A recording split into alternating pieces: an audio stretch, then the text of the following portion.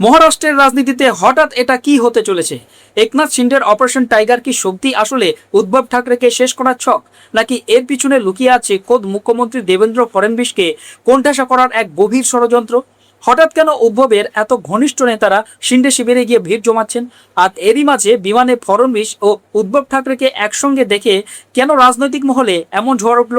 The Indian এক্সপ্রেসের প্রতিবেদন অনুযায়ী মহারাষ্ট্রের রাজনীতি এই মুহূর্তে এক চরম নাটকীয় মোড়ে এসে দাঁড়িয়েছে।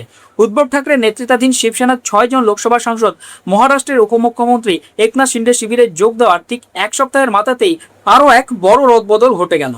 উদ্ধব শিবিরের একনিষ্ঠ সৈনিক এবং আদিত্য ঠাকরের অত্যন্ত ঘনিষ্ঠ বলে পরিচিত সচিন আহির বুধবার বিনা প্রতিদ্বন্দ্বিতায় বিধান পরিষদের ডেপুটি চেয়ারম্যান হিসেবে নির্বাচিত হয়েছেন। আর সবচেয়ে বড় চমক হলো তিনি এই পদ পেলেন একনাথ শিন্ডের শিবসেনার প্রার্থী হিসেবে। সচিন আহিরের এই দল বদল উদ্ধব ঠাকরের শিবিরের জন্য একটা বিরাট ধাক্কা, যা শিন্ডে শক্তিকে আরও কয়েকগুণ বাড়িয়ে দিয়েছে।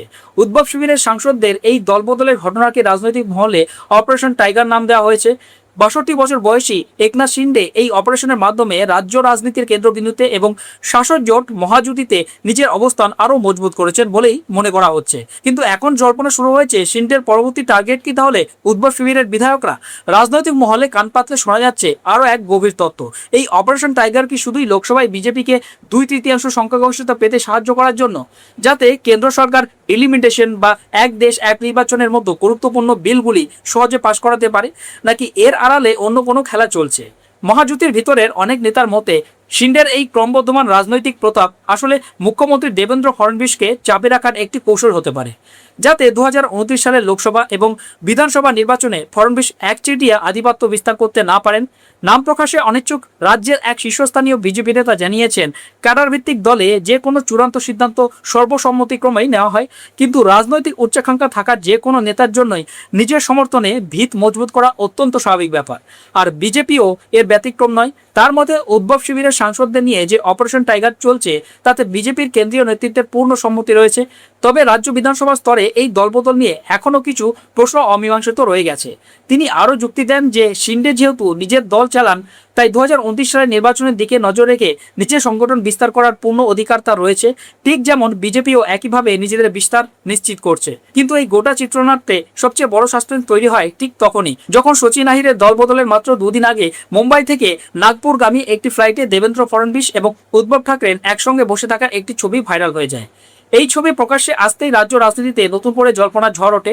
রাজনৈতিক বিশ্লেষকদের কথায় তাদের বোঝানো হয়েছে যে এই অপারেশন টাইগার আসলে লোকসভায় মহিলা সংরক্ষণ বিল ও ডিলিমিটেশন বিল পাশের জন্য প্রয়োজনীয় সংখ্যা জোগাড় করার তাগিদে করা হচ্ছে। মহারাষ্ট্রের রাজনীতিতে এর প্রভাব কি পড়বে সেটা সম্পূর্ণ আলাদা বিষয়, এবং তারা পুরো পরিস্থিতির উপর কড়া নজর রাখছেন। তবে বিজেপির বিধায়ক আশিস দেশমুখ দলীয় নেতৃত্বের কাছে আর্জি জানিয়েছেন, তারা যেন বিরোধী বিধায়কদের মহাজুটিতে আর অন্তর্ভুক্ত না করেন। তার স্পষ্ট প্রশ্ন, লোকসভার বিল পাশের জন্য সাংসদদের দরকার, সেটা তিনি স্বাগত জানাচ্ছেন, কিন্তু বিধানসভা ও বিধান পরিষদে বিরোধী সদস্যদের মহাজুতির কি প্রয়োজন? 2088 আসনের মহারাষ্ট্র বিধানসভায় মহাজুতির কাছে এমনিতে 240 জন বিধায়ক রয়েছে, যেখানে বিরোধী মহাবিকাশ আঘাড়ির হাতে রয়েছে মাত্র 46টি আসন। একইভাবে 78 আসনের বিধান পরিষদে মহাজোটের 62 জন সদস্যের বিপরীতে বিরোধীদের রয়েছে মাত্র 12 জন। এত বিশাল সংখ্যাগরিষ্ঠতা থাকা সত্ত্বেও কেন এই দলবদল? শিন্ডে শিবিরের এক নেতার কথায় আসল সত্যিটা কিছুটা আঁচ করা যায়। তার মতে একনাথ শিন্ডে যা চান তা হাসিল করেই ছাড়েন। 2024 সালের বিধানসভা নির্বাচনের পর মুখ্যমন্ত্রীর পদ না পাওয়ায় তিনি যথেষ্ট ক্ষুব্ধ ছিলেন। এখন তিনি বিজেপির হাইকমান্ডের সুনজরে থাকার জন্য সম্ভব সবকিছু করছেন। 2029 সালের নির্বাচনের দিকে লক্ষ্য রেখে শিন্ডে এখনও রাজ্যের শীর্ষ পদেরই স্বপ্ন দেখছেন। অন্যদিকে শিন্ডেকে টার্গেট করে বিরোধীদের অভিযোগ, তাকে আরও ক্ষমতাবান করার এই যে চেষ্টা, তা আসলে ফডনবিসের নেতৃত্বকে দুর্বল করার এক সুপরিকল্পিত ছক। উদ্ধব পুত্র আদিত্য ঠাকরে সরাসরি তোপ দেখে বলেছেন, এটা কোনো অপারেশন টাইগার নয়, এটা আসলে অপারেশন দেবেন্দ্র ফডনবিস। মহারাষ্ট্র নবনির্মাণ সেনার সভাপতি রাজ ঠাকরে এই দলবদলের হিড়িকে নোংরা রাজনীতি বলে কটাক্ষ করেছেন। তিনি বলেন, যারা দলবদল করেছেন তারা বুঝতে পারছেন না যে তারা একটি অত্যন্ত বিপজ্জনক প্রবণতা তৈরি করছেন।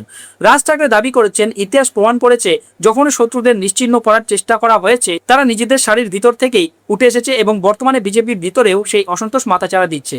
2014 সাল থেকে 2019 সাল পর্যন্ত এনটিএ সরকারের আমলে ফডনবিসের মন্ত্রিসভায় শিন্ডে ছিলেন একজন নিচু সারির মন্ত্রী। এরপর 2019 সালে অবিভক্ত শিবসেনা প্রধান উদ্ধব ঠাকরে বিজেপির সঙ্গ ছেড়ে কংগ্রেস ও এনসিপির হাত ধরে এনডিএ সরকার গঠন করেন এবং নিজে মুখ্যমন্ত্রী হন। কিন্তু 2022 সালের জুনে শিন্ডে উদ্ভবের নেতৃত্বের বিরুদ্ধে বিদ্রোহ ঘোষণা করেন এবং অধিকাংশ বিধায়ককে নিয়ে দল ভেঙে এমবিএ সরকারের পতন ঘটান। এরপর শিন্ডে বিজেপির সাথে মিলে সরকার গঠন করেন। কিন্তু 2024 সালের বিধানসভা নির্বাচনের পর সেই সমীকরণ আবার পুরোপুরি বদলে যায়। বিজেপি 132টি আসনে জয়লাভ করে, যেখানে শিন্ডে শিবসেনা পায় 57টি আসন এবং আর এক শরিক এনসিপি জেতে 41টি আসনে। এর ফলে ফড়নবিশ ফের মুখ্যমন্ত্রীর আসনে বসেন, যা শিন্ডে ভালোভাবে মেনে নিতে পারেননি এবং তাকে উপমুখ্যমন্ত্রীর পদেই সন্তুষ্ট থাকতে হয়। এরপর দীর্ঘ সময় ধরে শিন্ডে কিছুটা গোসা করেছিলেন। শিন্ডে শিবির আজও জোরালোভাবে দাবি করে যে লোকসভা নির্বাচনে হারের মাত্র 6 মাস পর বিধানসভায় মহাজোটের এই বিশাল জয়ের পিছনে সবচেয়ে বড় ভূমিকা ছিল শিন্ডে সরকারের চালু করা লাডলি বেহেন যোজনা। এখন দেখার বিষয় এই সমস্ত সমীকরণ এবং জল্পনা মহারাষ্ট্রের ভবিষ্যৎ রাজনীতিকে ঠিক কোন দিকে নিয়ে যায়। 2029-এর লোককে কে কাকে টেক্কা দেয়, সেটা এখন সবচেয়ে বড় সাসপেন্স। এই পুরো বিষয়ে আপনাদের মতামত কি? কমেন্ট বক্সে অবশ্যই জানান।